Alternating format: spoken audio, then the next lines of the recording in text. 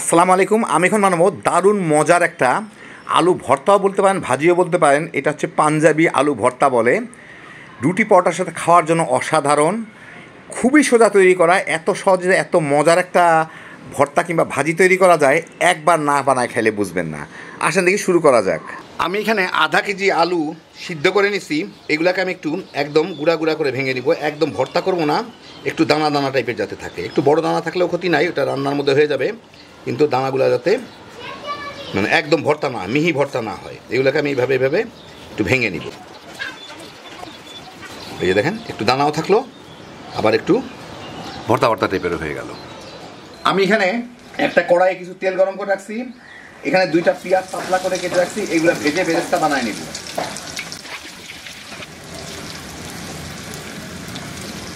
এগুলাকে কিন্তু খুব নাড়ার উপরে রাখতে হবে, নাইলে সাইডের গুলা পুড়ে যাবে। যাই হোক, দেখেন আপনি মোটামুটি বাদামি হয়ে গেছে। এটা কিন্তু আরেকটু পর নিজে থেকেই বাদামি হওয়া শুরু করবে, আরও গাঢ় বাদামি হয়ে যাবে। আমি এখন এগুলাকে এই অবস্থায় উঠায় নেব। এটা কিন্তু মুহূর্তের মধ্যে বাদামি হইতে থাকবে আর নিজে নিজেই পুড়তে থাকবে। এগুলাকে আমি তেল থেকে তুলে নিব, নিলে এটা আরও একটু রংটা গাঢ় হয়ে যাবে। একটু চাপ দিয়ে তেলগুলাকে ফেলে দিব। এই যে দেখেন, একটা ফ্রাই প্যানের মধ্যে আমি যেই তেলে বেরেস্তা করছি সেই তেলটাই ঢেলে নিলাম। এর মধ্যে আমি 1 চা চামচ আস্ত জিরা দিব। দিয়ে এটা ফুটে ওঠা পর্যন্ত একটু নাড়াচাড়া করব।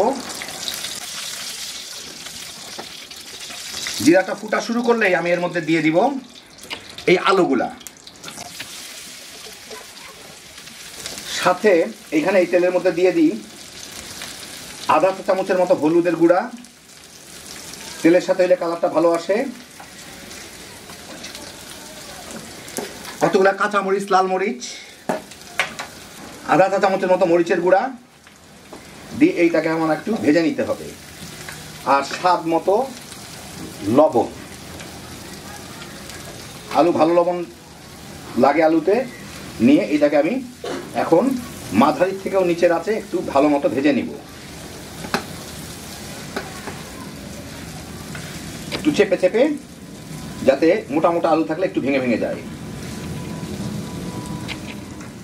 4-5 মিনিট ভেজে এই মশলার কাঁচা গন্ধটা চলে গেলে, লবণটা দেখে নিছি আমি, লবণটা ঠিক আছে।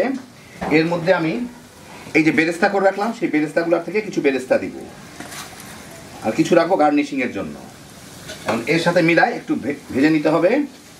একই সাথে আমি এখানে দিয়ে দিব 1 মুঠ ধনিয়া পাতার কুচি, দিয়ে এর সাথে আমি মিলাই নিব।